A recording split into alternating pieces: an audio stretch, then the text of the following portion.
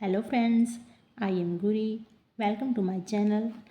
आज का हमारा टॉपिक है समष्टि अर्थशास्त्र।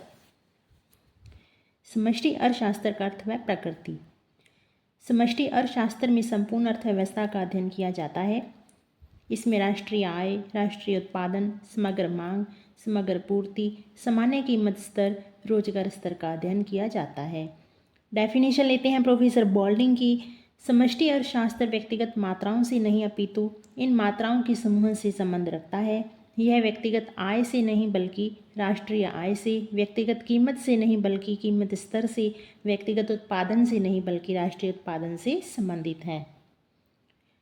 प्रोफेसर गार्डनर एक्ले ने व्यष्टि और समष्टि का अंतर स्पष्ट करते हुए लिखा है कि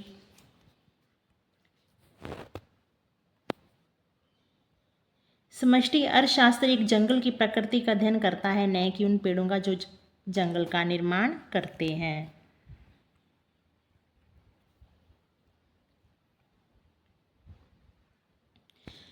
समष्टि अर्थशास्त्र के अध्ययन का मुख्य उपकरण राष्ट्रीय आय विश्लेषण है। सन 1936 में किन्स की पुस्तक 1936 किन्स की पुस्तक जनरल थ्योरी के प्रकाशन के पश्चात समष्टि अर्थशास्त्र का तेजी से विकास हुआ।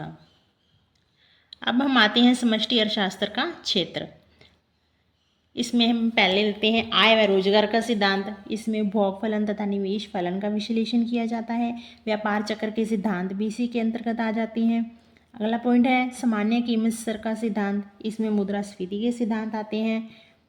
आर्थिक विकास के सिद्धांत, इसमें विकसित तथा विकासशील देशों की विकास संबंधी समस्याओं एवं वृद्धि दरों का विश्लेषण किया जाता है। और नेक्स्ट पॉइंट है वितरण का समष्टि सिद्धांत। इसमें राष्ट्रीय आय, मजदूरी तथा लाभ के सापेक्ष हिस्से का अध्ययन किया जाता है।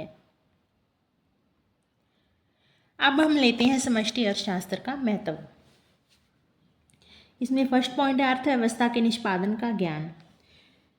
इसमें हम जैसे कोई भी अर्थव्यवस्था कैसे कार्य कर रही है, अर्थात उसका उत्पादन, आय और रोजगार का स्तर घट रहा है या बढ़ रहा है, इस प्रकार की जानकारी हमें समष्टि अर्थशास्त्र से ज्ञात हो जाती है।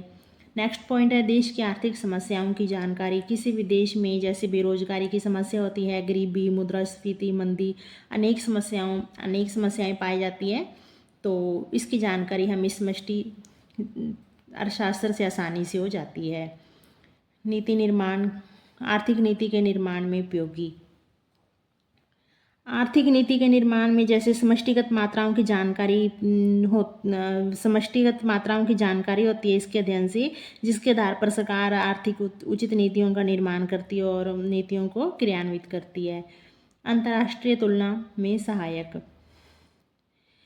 अंतर्राष्ट्रीय तुलना में सहायक जैसे दो देशों की आर्थिक स्थिति की तुलना समष्टि मात्राओं के आधार पर आसानी से की जा सकती है। इसमें विकसित और पिछड़े देशों की आर्थिक दशाओं की जानकारी मिल जाती है। व्यक्तिगत इकाइयों के व्यवहार को समझने में उपयोगी है समष्टि अर्थशास्त्र। समष्टि मूलक विरोधाभासों को समझने में भी उपयोगी है। समष्टि मूलक विरोधाभास वो होते हैं जो कि एक व्यक्ति पर तो लागू किए जाते हैं तो वो सत्य हो जाते हैं, परंतु जब संपूर्ण अर्थव्यवस्था पर लागू किए जाते हैं तो वे असत्य हो जाते हैं। जैसे हम इसमें एग्जाम्पल लेते हैं, जैसे अधिक बचत करना एक व्यक्ति के लिए तो अच्छा होता है, और परंतु जैसे अपने सभी व्यक्तियों को इसके लिए प्रेरित करें, सभी व्यक्ति अधिक बचत करने लग जाएं तो समग्र प्रभावपूर्ण मांग होती है जो वो कम हो जाती है, जिससे कि मंदी और बेरोजगारी की समस्या उत्पन्न हो जाती है। तो इस प्रकार से इसको हम समष्टि अर्थशास्त्र के अंतर्गत ये जो होता है समष्टि मूलक विरोधाभास होता है, इसको ये हमें समझाने में उपयोगी होता है समष्टि अर्थशास्त्र। अब हम नेक्स्ट आते हैं समष्टि अर्थशास्त्र की सीमाओं के ऊपर। इसमें पहली है समूह के माप संबंधी कठिनाई। अर्थव्यवस्था में पाए जाने वाले समूह समरूप और सजातीय नहीं होते हैं। जैसे कि हम कपड़े को हम मीटर में मापते हैं, दूध को लीटर में मापते हैं, इन मापते समय अनेक कठिनाइयाँ आती हैं। और दूसरा लेते हैं संरचना की भ्रांति की समस्या।